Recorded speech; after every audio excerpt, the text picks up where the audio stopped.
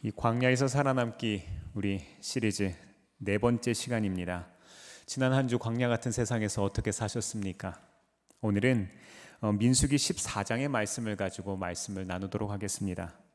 이 14장은요 13장에 이어서 정탐꾼들의 보고에 대한 백성들의 반응에 대한 이야기입니다. 정탐꾼들의 부정적인 보고가 지난 13장에 있었죠. 이 10명의 정탐꾼들은 아주 부정적인 보고를 했고 2명의 정탐꾼은 아주 긍정적인 보고를 했습니다.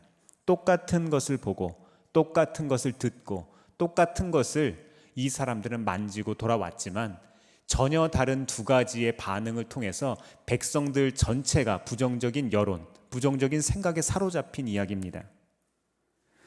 이 11장에서부터 시작된 불평의 이야기가요 점점 커지고 있습니다. 불평이 커지니까요. 진영의 저 끝에서부터 11장 말씀을 보면은 불평이 시작됐다고 했거든요. 그 시작되었던 불평이 점점 백성 중심으로 들어오게 되고 지도자들도 그 불평에 중독되게 되고 전체 이스라엘 백성들의 운명이 갈리는 그런 위험한 순간이 찾아오게 되었다는 겁니다. 이제는 백성 전체가 동요하고 있습니다.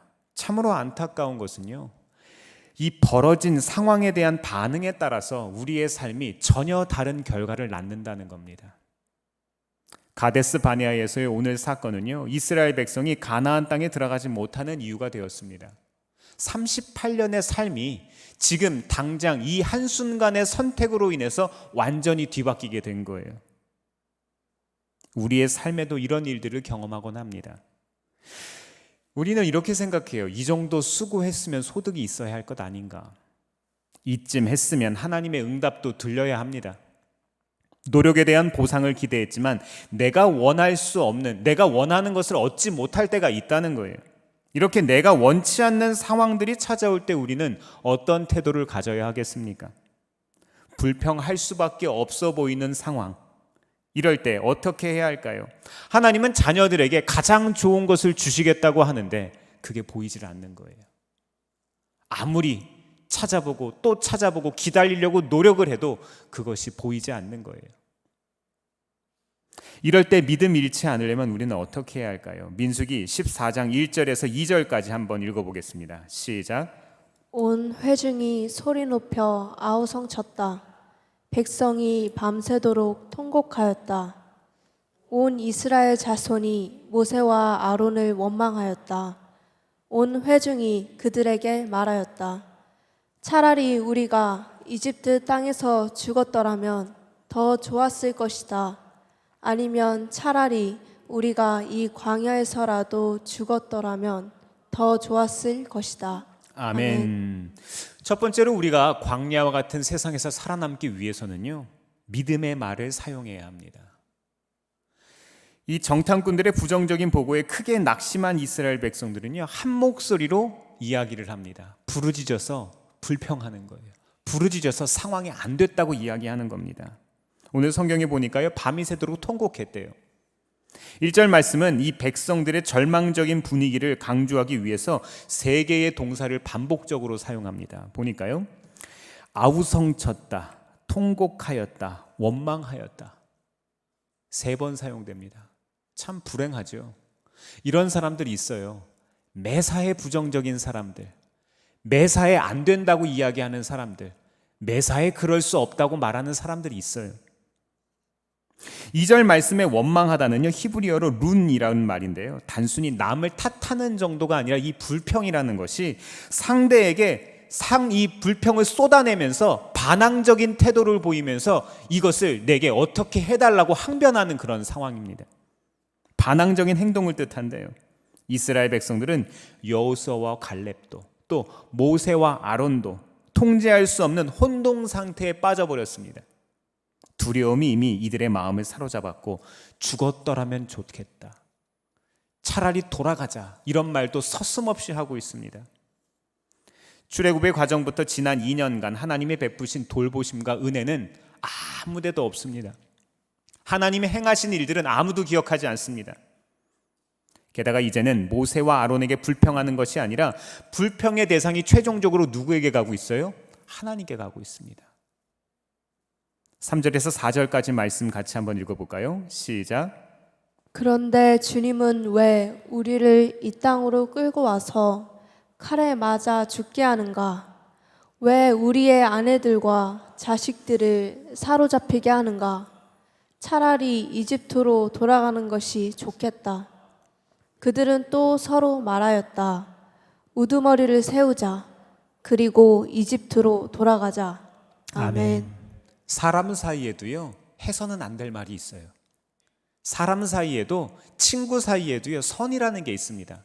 부부관계에도요, 지켜야 할 거리가 있어요. 이것을 넘어가면 안 됩니다. 그런데 이스라엘 백성들, 이제는 해서는 안 될 말까지 하고 있습니다. 어디로 돌아간다고 이야기합니까? 이들이 어디로부터 나온 거예요? 430년 동안 종살이하던 이 땅에서 하나님께서 구해주셨는데 거기로 돌아가겠다는 겁니다. 두려움이 지나쳐 불신앙을 만들어내고 있습니다. 지금 이스라엘 백성, 이 사람들에게는요, 이 마음 가운데는 출애굽의 하나님, 구름 기둥과 불 기둥으로 인도하신 하나님, 만나와 메추라기로 먹으신 하나님이 없습니다. 하나님이 행하신 일들을 아무것도 기억하지 못하는 것으로 보입니다. 430년 동안 익숙했던 땅을 이 사람들은 믿음으로 떠났었어요. 그렇죠? 이 사람들 믿음 분명히 있는 사람들입니다. 홍해를 가르신 하나님의 능력 앞에서 춤추던 사람들, 얼마나 하나님을 아름답게 찬양하고 얼마나 예뻐 보였겠습니까? 믿음이 분명히 있는 사람들이었어요. 하나님을 신뢰하고 약속의 땅으로 이 광야의 2년 동안의 삶을 묵묵히 걸어갔던 사람들, 물론 어렵기도 했고 불평할 만한 일들이 있었지만 어쨌든 지금까지 왔습니다. 그런데 이쯤 왔는데, 여기까지 왔는데 돌아가겠다니요. 불평이라는 것은 사람들에게 이렇게 작용하기 마련입니다. 부정적인 보고가 만들어낸 두려움과 불신앙이 백성들 가운데로 전염되고 있습니다. 이렇게 부정적인 말 한마디가 우리의 삶에 다양한 문제를 일으킵니다. 브런치 스토리에 올라온 흥미로운 글이 하나 있어서 제가 좀 소개하고자 합니다. 부정적인 사람이 말하는 특징 3가지래요. 첫 번째, 현실적으로라는 말을 자주 사용한답니다. 현실적으로. 현실적으로 생각해. 현실적으로 그게 가능하겠냐? 현실적으로 어려워. 현실적이라는 말 자체가 문제는 아니지만 현실적으로 다음에는 대부분 부정적인 말이 붙습니다. 두 번째로요, 주변에서 얻은 얕은 지식으로 충고합니다. 내가 먼저 방법을 묻거나 조언을 구하지도 않았는데 주변 사람들이 이런저런 정보 가지고 와서 이야기합니다. 참견하는 거예요.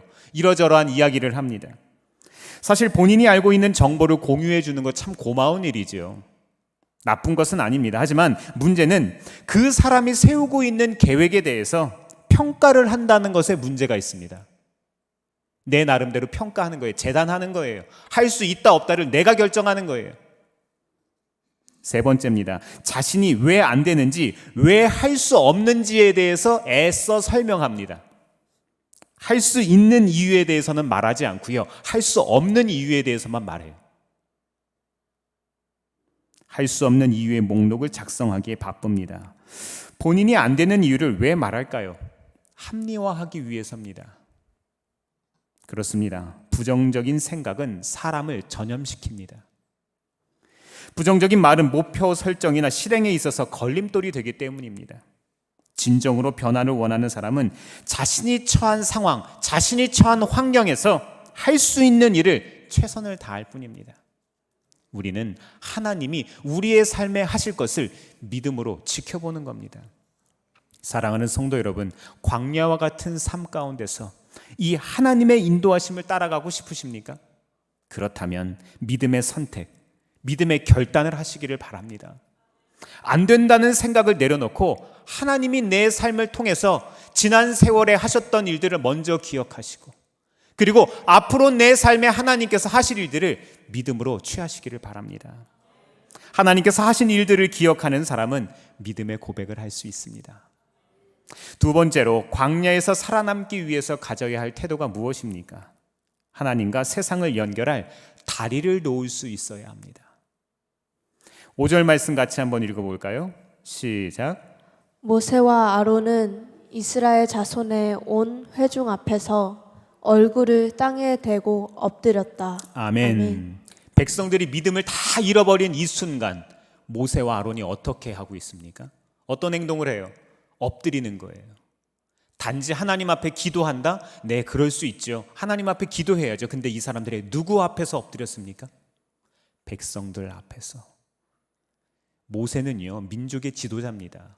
만약에 느보산에서 모세가 죽었을 때 그 무덤이 어디 있는지 알았다면 이스라엘 백성들이 계속 그 모세를 섬겼을 것이라고, 모세의 무덤조차도 섬겼을 것이라고 성경은 이야기합니다.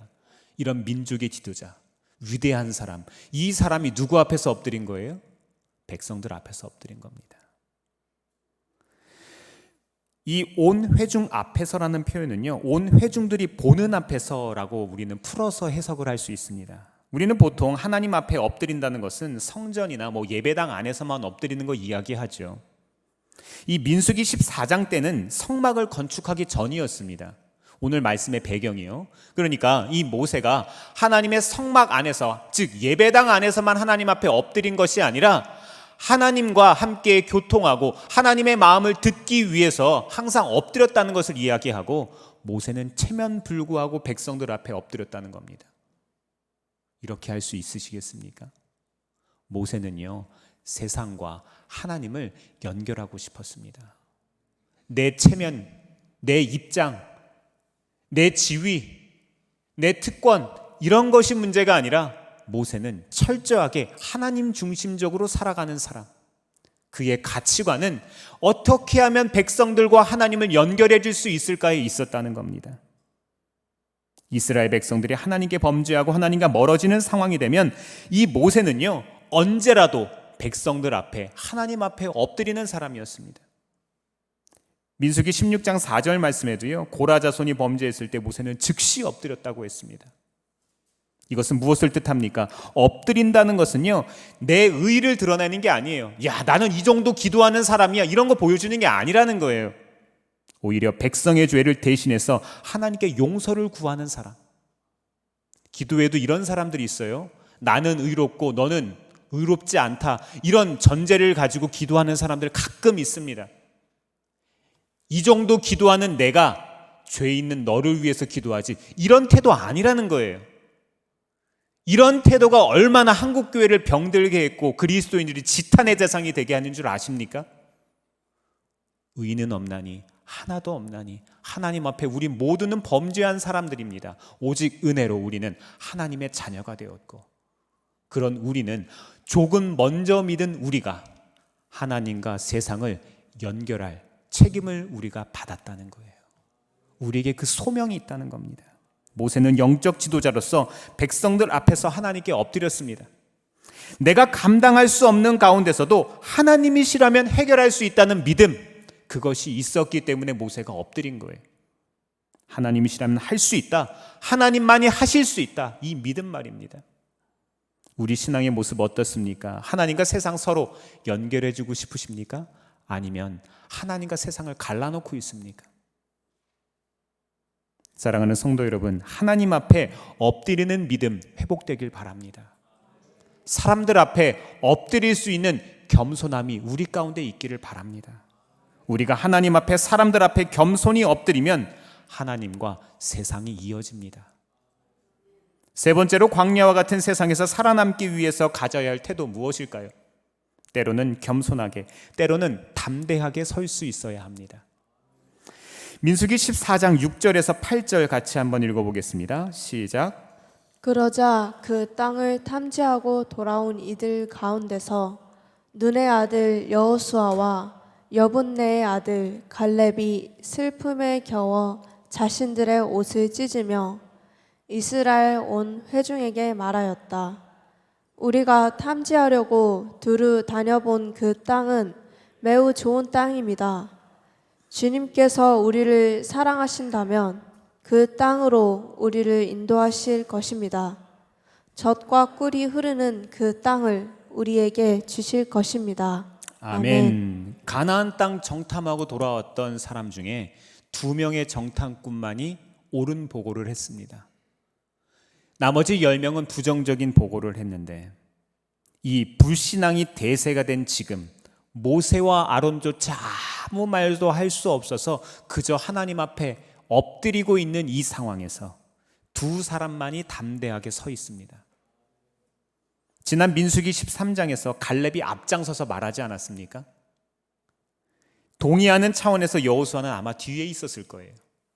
하지만 지금 부정적인 여론이 들끓고 모세의 리더십이 위협받는 이 상황에서 여호수아와 갈렙도 함께 말을 시작합니다. 출애굽기 17장과 24장에 보면은요, 여호수아는 이미 이스라엘 나라 안에서 굉장히 영향력이 있는 사람이었습니다. 군사적으로도 영향력이 있었고요, 모세의 보좌관이자 비서로서 아주 영향력이 있는 사람이었습니다. 그럼에도 여호수아는요, 함부로 말하지 않고 어떻게 하는 사람이었어요? 겸손하게 때를 기다리는 사람이었습니다. 진짜 가진 사람은요, 진짜 배운 사람이라면, 진짜 하나님의 마음을 가진 사람이라면 벼는 익을수록 고개를 숙이기 마련입니다. 안에 든 것이 없을수록 요란합니다. 네, 그렇습니다. 믿음의 사람은요, 때로는 겸손하게, 때로는 담대하게 설 수 있어야 합니다. 겸손함이 없는 담대함은요, 객기입니다. 겸손함이 없는 담대함은요, 요란한 깡통에 지나지 않는다는 거예요. 진흙송에 묻힌 진주처럼 하나님에 대한 믿음이 있는 사람은 뒤에 서 있어도 빛이 날 수밖에 없습니다. 이제 여호수아가 갈렙과 함께 잔뜩 화가 나 있는 이스라엘 백성 앞에 서서 이야기합니다. 이들은 가나안 땅에 대한 이야기를 처음 꺼냅니다. 가나안 땅이 그냥 좋은 땅이 아니라 매우 좋은 땅이라고 최상급의 표현을 사용합니다. 긍정적인 고백을 하는 것이죠. 이어서 백성들에게 그 땅 백성을 두려워하지 말라고 이야기해요. 민수기 14장에서 9절 말씀 제가 읽어드리겠습니다. 다만 여러분은 주님을 거역하지만 마십시오. 여러분은 그 땅 백성을 두려워하지 마십시오. 그들은 우리의 밥입니다. 그들의 방어력은 사라졌습니다. 주님께서 우리와 함께 계시니 그들을 두려워하지 마십시오. 두려워하지 말라는 표현이 두 번이나 반복돼서 나옵니다. 남들은 두려워하더라도 오직 너희는 두려워하지 말라는 거예요. 하나님의 사람인 너희들은 두려워해서는 안 된다는 거예요. 나도 두려워하지 않고 너희도 두려워하지 말자는 거예요. 가나안 땅 백성들이 약해서가 아니라 하나님이 강하시기 때문입니다.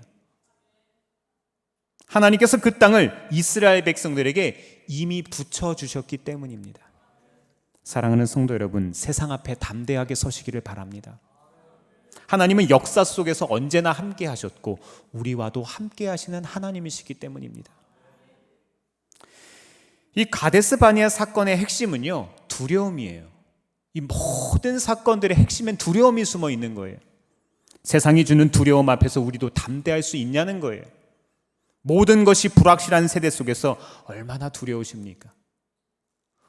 자고만 일어나면은요, 경제 지표가 계속 달라져요. 달러 환율이 엄청나게 또 변하고 있습니다. 정권만 바뀌어도 큰일 날 것 같은 이 나라 얼마나 걱정되십니까? 가지고 또 가져도 모자라고 이미 가지고 있는 것들도 잃어버릴까 봐 겁나지 않습니까? 광야와 같은 세상을 살아가면서 우리는 어떻게 겸손할 수 있을까요? 어떻게 담대할 수 있을까요? 이 겸손함과 담대함은 우리가 가질 수 있다고, 가지고 싶다고 가질 수 있는 게 아니에요. 우리의 영역이 아닙니다. 하나님으로부터 오는 생명과 평안이 있어야만 이것이 가능해집니다. 여호와 하나님이 함께 하실 때만 가능하다는 거예요. 그렇다면 세상의 모든 우리의 삶의 두려움들은, 우리의 삶에 찾아오는 두려움의 이야기들은 우리들의 먹이, 우리들의 밥이 될 겁니다. 여호수아와 갈렙은 10명의 정탐꾼과 함께 똑같은 시간, 똑같은 장소, 똑같은 사람을 만나고 왔어요. 그럼에도 이 사람들의 시각은 전혀 달랐습니다. 세상의 기준으로 바라보는 객관적 기준은 똑같지만 이 두 무리의 사람들이 세상을 바라보는 방식은 전혀 달랐습니다. 하나님을 바라보는 주관적인 기준 말입니다. 하나님을 바라보는 주관적인 기준, 이것이 우리의 삶에 변화를 가져옵니다. 하나님이 자녀된 우리를 바라보시는 하나님의 기준은 세상이 주는 기준과 전혀 다르죠. 마찬가지로 우리가 세상과 전혀 다르게 하나님을 바라본다면 하나님께서 우리의 삶에 역사하시기 시작합니다. 하나님의 자녀라면 세상의 기준이 아니라 내 믿음의 기준에 따라서 하나님을 바라볼 수 있어야 합니다. 1대1의 인격적인 관계로 하나님과 동행할 때 우리의 삶에 변화가 시작됩니다. 그분의 일하심을 확인하게 될 겁니다. 에베소서 3장 12절에서 13절 말씀 같이 한번 읽어볼까요? 시작. 우리는 그리스도를 믿음으로써 그분 안에서 확신을 가지고 담대하게 하나님께 나아갑니다. 그러므로 여러분을 위하여 당하는 나의 환난을 보고서 여러분이 낙심하는 일이 없기를 바랍니다. 내가 당하는 환난은 여러분에게는 영광이 됩니다. 아멘. 가나안 땅의 거인보다 하나님을 두려워하시기를 바랍니다. 여호수아와 갈렙만은 가나안의 거인들과 견고한 성을 먼저 보지 않고 믿음으로 약속의 땅을 바라보았어요. 그리고 그 약속의 땅을 주시는 하나님을 바라보았습니다.